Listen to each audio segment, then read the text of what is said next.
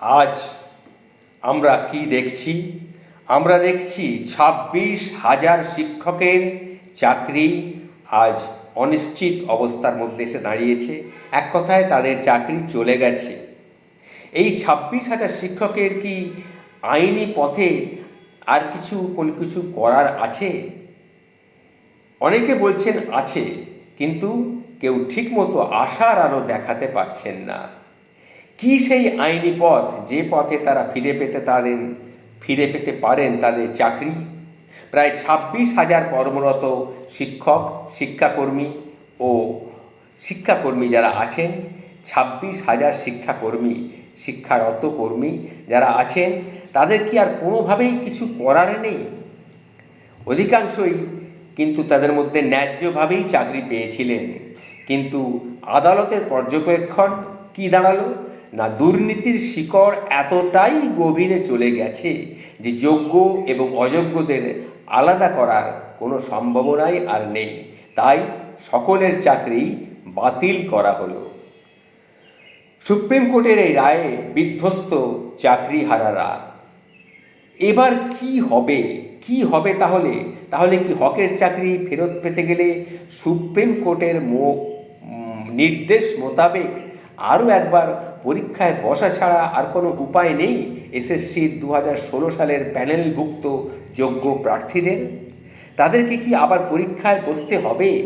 আইনি পথে কি আর কোনো রাস্তাই খোলা নেই যার মাধ্যমে যোগ্য প্রার্থীরা অন্তত তাদের হারানো চাকরি ফেরত পেতে পারেন? এই প্রশ্ন বৃহস্পতিবার 3রা এপ্রিল 2025 থেকেই উঠতে শুরু করেছে।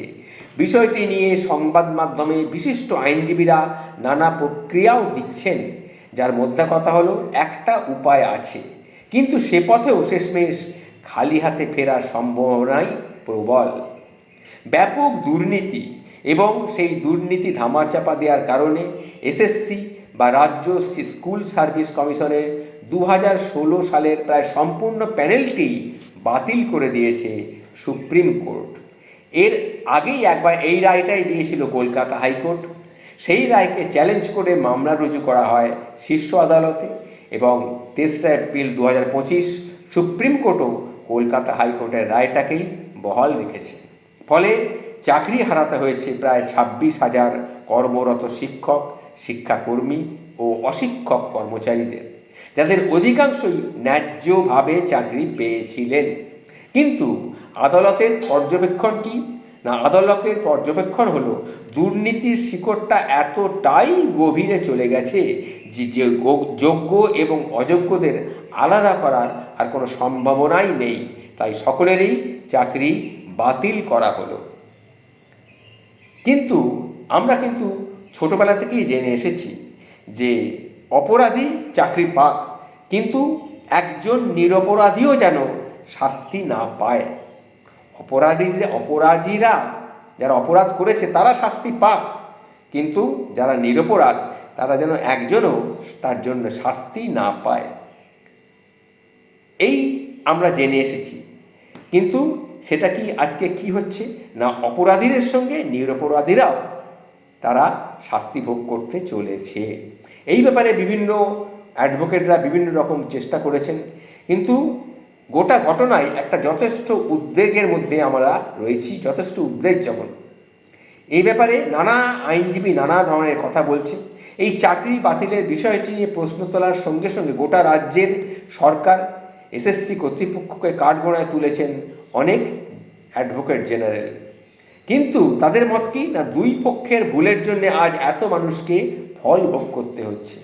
ভারতীয় সংবিধানের 137 নম্বর ধারা অনুসারে সুপ্রিম কোর্টও তার নিজের রায় পর্যালোচনা করে দেখতে পারে।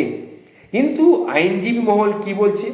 বিষয়টি নিয়ে সংশয় প্রকাশ করছে। যেহেতু এই রায় প্রধান বিচারপতির বেঞ্চ এই রায় দিয়েছে, তাই রিভিউ পিটিশন আদৌ করা যাবে কি না তা নিয়েও কিন্তু সংশয় রয়েছে। যদিও আইনজীবীরা এ ব্যাপারে দ্বিমতও রয়েছে, কিন্তু বাস্তব প্রেক্ষাপটে খুব বেশি আশার আলো কিন্তু কেউ দেখাতে পারেননি। রিভিউ করার সুযোগ নিশ্চয়ই আছে, কিন্তু তা খারিজ হয়ে যাওয়ার সম্ভাবনা 99.9%। এটাই বর্তমানের বাস্তব ঘটনা। দেখা যাক কি হয়। তবে আমরা সবাই এই ব্যাপারটি নিয়ে, এই ঘটনাটি নিয়ে খুবই আশাহত, খুবই মর্মাহত যে অপরাধীরা শাস্তি পাক, কিন্তু নিরপরাধীরা কেন শাস্তি পাবে? এটা তো ঠিক নয়। এই ব্যাপারে সবার একটা চিন্তা ভাবনা করা উচিত। অন্তত ভারতীয় সংবিধানের এই ব্যাপারটা নিয়ে একটুখানি ভেবে দেখা উচিত।